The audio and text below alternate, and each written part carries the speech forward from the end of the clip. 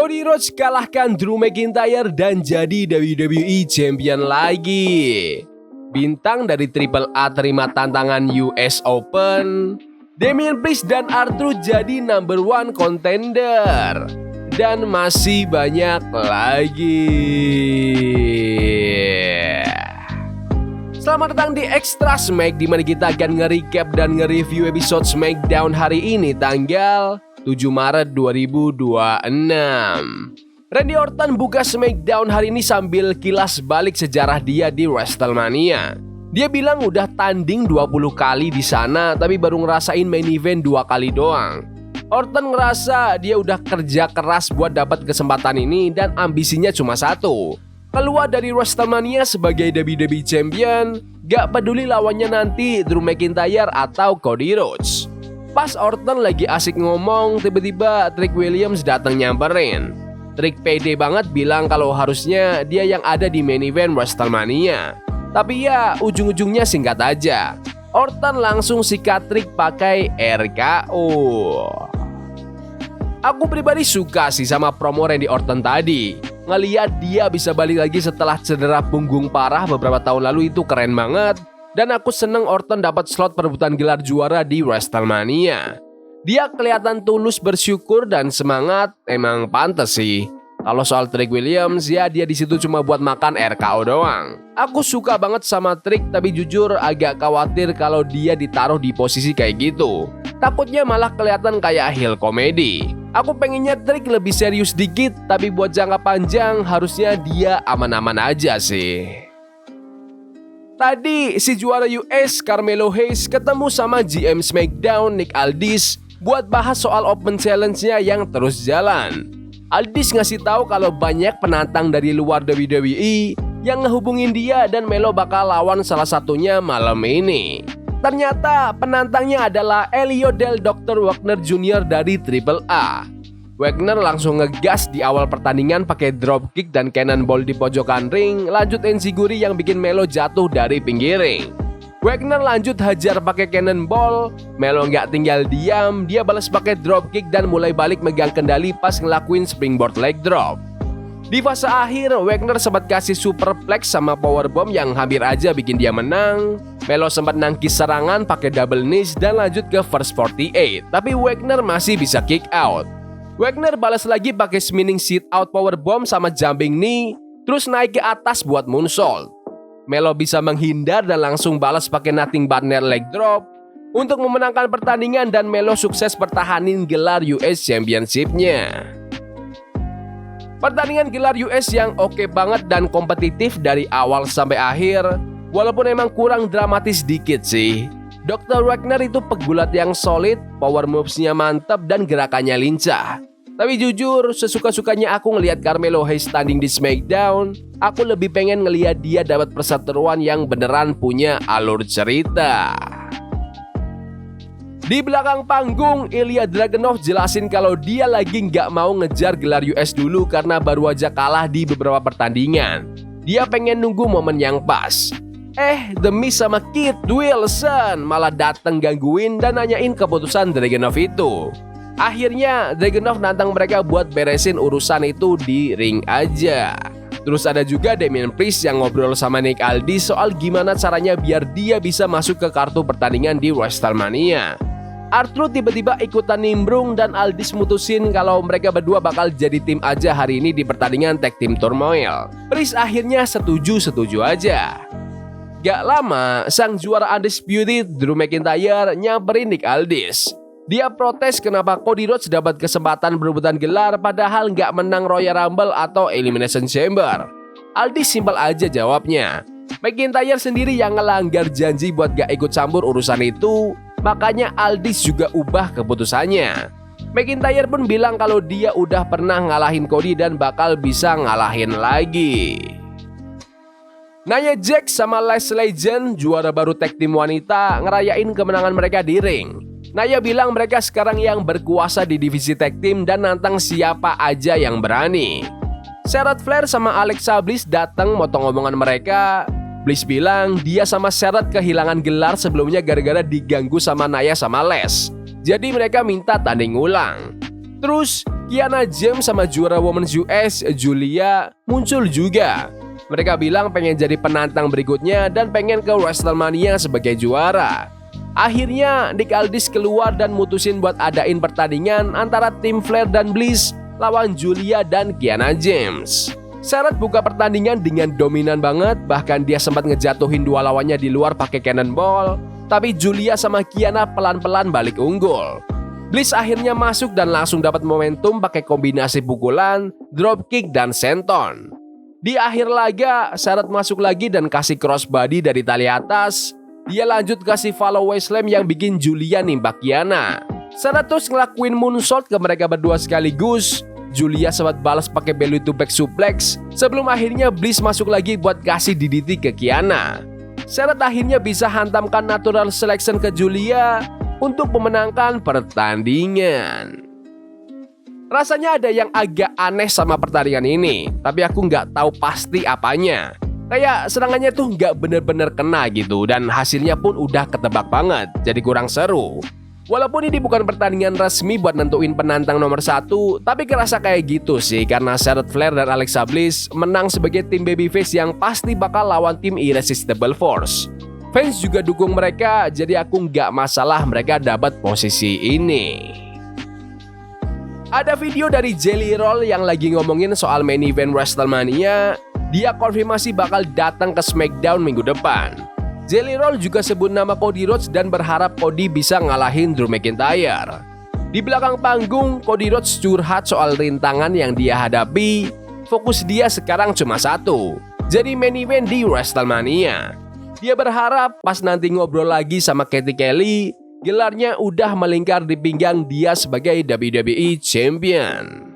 Sami Zayn terus nyamperin Cody. Sami ngaku kalau suasana di antara mereka emang lagi agak canggung. Sami nyentil soal Cody yang dapat jatah gelar padahal nggak menang Elimination Chamber. Cody nangkis dengan bilang kalau Sami kayaknya lagi nyoba buat dapat jatah tanding gelar juga, padahal Cody-nya sendiri belum jadi juara. Sami bilang dia cuma mau doain semoga beruntung karena dia pengen Cody sukses jadi juara lagi. Cody jawab singkat terus pergi, si Sami malah kesel. Lanjut ke pertandingan tag team turmoil. Yang pertama itu antara Motor City Machine Guns lawan Fraxium. Fraxium langsung gerak cepat pakai serangan kombinasi sampai ada suicide dive barengan ke arah lawan di luar ring. The Guns sempat balas pakai gerakan kombinasi juga yang hampir bikin mereka menang. Terus Fraxium kasih serangan strike barengan ke Sabin. Pas Sabin dipin, kakinya sebenarnya nyentuh tali bawah tapi wasit gak lihat. Fraxium dapat hitungan 3 dan Motor City Machine Guns pun tereliminasi. Berikutnya ada Los Garza, mereka langsung ngegas kasih tekanan ke Fraxium. Berto sempat kasih variasi powerbomb. Fraxium balas pakai super kick dan head scissor yang bikin Berto terlempar keluar. Tapi akhirnya Angel kasih serangan dari tali atas ke Axiom pas Berto lagi gangguin Nathan. Los Garza pun menang pakai MTY double team powerbomb untuk mengeliminasi Fraxium. Terus masuk tim Wyatt Six, Joe Gacy dan Dexter Lumis. Gacy buka pakai clothesline, lanjut Lumis pakai senton sama monkey flip. Mereka benar-benar dominan, tapi pas lagi asik-asiknya, Tonga Loa datang narik Gacy keluar ring. Tama Tonga juga gangguin Lumis, bikin Berto bisa ngelakuin roll up sambil narik celana buat menang. Wyatt Six pun gugur gara-gara dicurangin. Terakhir masuklah Damian Priest sama R-Truth. Los Garza sampai bikin Truth terpojok karena sering gantian masuk, tapi Truth dapat celah pakai jumping kick, terus Priest masuk dan langsung ngamuk. Priest sapu bersih ring dan kasih broken arrow ke Berto.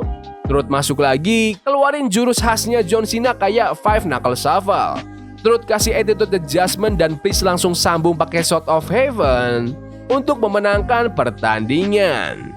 Pertandingannya lumayan oke, standar lah ya. Aku nggak masalah Damian Priest dan R-Truth menang sebagai tim babyface dadakan. Los Garza juga tampil kuat banget sebenarnya meski akhirnya kalah. Cuma aneh aja Motor City Machine Guns kalah gara-gara wasit salah lihat, bikin suasana agak drop.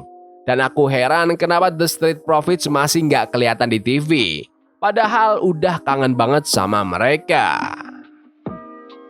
Balik lagi ke belakang panggung, Sami Zayn ketemu Randy Orton dan ngucapin selamat. Orton berusaha jelasin ke Sami kalau kadang-kadang pegulat itu harus egois. Sami nanya, apa itu bikin kita jadi orang jahat? Orton jawab santai, itu bikin aku jadi juara dunia 14 kali. Orton nyaranin Sami buat dengerin suara-suara di kepalanya. Pas Orton pergi, Aleister Black sama Zelina Vega sempat ngelewat depan Sami bentar. Rhea Ripley naik ke ring setelah kemenangannya di Elimination Chamber. Dia langsung manggil Jade Cargill yang sekarang jadi juara wanita WWE. Jade keluar salaman sama Rhea dan bilang dia respect sama prestasi Rhea dan gimana fans suka sama dia. Tapi Jade bilang dia nggak ngerasa terancam. Jade ngerasa dia lebih kuat secara fisik dan bakal ngalahin Rhea di WrestleMania. Rhea balas salaman lagi dan bilang dia hargai kejujurannya Jade. Rhea ngaku kalau badan Jade emang oke, tapi dia ragu apa Jade bisa tahan sama serangan mautnya. Rhea bilang, mungkin badan kamu lebih gede, tapi badan aku diciptain buat berantem dan bertahan hidup di industri ini. Rhea nutup obrolan dengan bilang kalau dia bakal rebut gelar itu di WrestleMania. Adu promo yang intens banget dari dua cewek yang pede ini. Keduanya saling ngakuin kelebihan lawan tapi tetap nunjukin kalau mereka yang paling jago. Aku suka segmen ini. Di belakang panggung, Chris Sabin marah sama Alex Shelley karena Shelley malah ngecek keadaan Johnny Gargano daripada bantuin dia pas pertandingan tadi. Shelley bilang dia udah coba bantuin Sabin dengan naruh kakinya di tali ring. Sabin ngajak Shelley ngobrol berdua terus mereka pergi. Candice LeRae terus semangatin Gargano dan Gargano pun mantap buat naik ke ring buat ngeluarin unek-unek. Terus ada pesan video dari Bo Dallas buat Solo Sikoa. Dia bilang gak bakal tenang sampai lentera Wyatt Family balik ke dia. Bo ngasih ancaman ke Solo kalau Solo gak bakal punya pilihan selain kabur. Johnny Gargano pun masuk ke ring bareng Candice LeRae. Dia bilang dia salah satu pegulat terbaik di dunia dan pengen jadi Johnny Wrestling yang dulu lagi. Dia pun buka open challenge. Ternyata yang jawab adalah Oba Femi. Pas mulai pertandingannya, Gargano langsung kena chop keras dari Oba. Oba lanjut hajar pakai running uppercut berkali-kali terus ngelebar Gargano kayak boneka. Pertandingan kelar cepet banget pas Oba ngeluarin Fall from Grace untuk memenangkan pertandingan. Kemenangan dominan dari Oba Femi gaya biasanya, padahal mereka berdua itu pegulat NXT paling sukses, tapi kali ini pertandingannya nggak seimbang sama sekali. Kayaknya Oba udah siap buat dapat lawan yang lebih berat daripada sekedar pertandingan squash kayak gini. Tapi ya seru-seru aja sih ngelihatnya sesekali. Jade Cargill lagi ngobrol sama Michin dan B-Fab. Jade bilang dia malas banyak ngomong lagi dan nantang Michin buat tanding aja minggu depan. Terus ada Nick Aldis yang ketemu sama Danhausen. Danhausen bilang dia butuh mentor buat sukses. Aldis pun ngenalin dia ke The Miz, tapi Miz langsung nolak mentah-mentah ide itu. Danhausen pun ngutuk The Miz sebelum pergi. Waktunya main event. Pertandingan perebutan gelar Undisputed WWE Championship antara Drew McIntyre melawan Cody Rhodes. Pas baru mulai, Drew sempat mau kabur, tapi Cody langsung ngejar dan mereka berantem di luar ring. Cody sempat unggul pakai disaster kick, tapi Drew balas pakai banyak suplex dan fokus nyerang tangan kiri Cody. Pertandingan makin panas pas Cody kasih Cody cutter dan figure 4 leg lock. Di luar ring, Drew banting Cody ke meja pakai power bomb. Balik ke ring, mereka saling nangkis jurus pamungkas masing-masing. Drew sempat kasih crossroads ke Cody dan Cody balas pakai tendangan gaya Claymore. Pas lagi di pojokan ring, wasit Charles Robinson gak sengaja kepukul Cody sampai pingsan. Cody sempat kasih crossroads ke Drew tapi gak ada wasit yang ngitung. Wasit kedua masuk, Drew kasih Claymore kick tapi Cody masih bisa bertahan. Drew emosi, dia hajar wasit kedua terus mau ambil kursi. Tiba-tiba Jake Fatu muncul dan ngerebut kursinya. Cody dapat celah, nangkis serangan Drew pakai Cody cutter dan lanjut hantam pakai crossroads untuk memenangkan pertandingan. Cody Rhodes pun jadi Undisputed WWE Champion yang baru. Cody ngerayain kemenangannya sambil ngeliatin papan WrestleMania 42. Hasil ini mastiin kalau Cody bakal pertahanin gelarnya lawan Randy Orton di WrestleMania nanti. Pertandingan yang luar biasa kayak biasanya kalau mereka berdua yang tanding. Chemistry mereka dapat banget. Munculnya Jake Fatu buat ngehalangin Drew McIntyre itu kunci dan kayaknya bakal nuntun ke pertandingan mereka di WrestleMania nanti. Kasian juga sih sama Drew, dia itu hebat dan pantas dapat slot main event. Tapi WWE kayaknya lebih milih buat dia tanding single aja tahun ini. Tapi ya, aku juga ikut senang sama Cody Rhodes bisa jadi juara WWE buat yang ketiga kalinya. Oke, secara keseluruhan SmackDown hari ini lumayan oke. Yang paling keren ya main event sama pertandingan US title tadi. Pertandingan turmoilnya makan waktu lama tapi ya biasa aja sih. Promo Rhea Ripley sama Jade Cargill agak kurang greget walaupun aku suka. Dan perayaan juara baru tag team cewek juga kerasa kelamaan. Terus ada jeda sampai 25 menit lebih tanpa ada pertandingan. Itu sebenarnya nggak bagus buat durasi 3 jam. Tapi ya kebantulah sama beberapa segmen yang emang mantap. Tapi menurut kalian gimana SmackDown hari ini? Bagus? Gak bagus? Komen di kolom komentar. Ya udah gitu aja video hari ini. Jangan lupa like dan subscribe ke channel ini karena gue pengen 20.000 subscribers di bulan ini. Tolong bantu. Yes boy. See you. Love is a game we play incognito. Forbidden fire on Nico. Burning for love we can.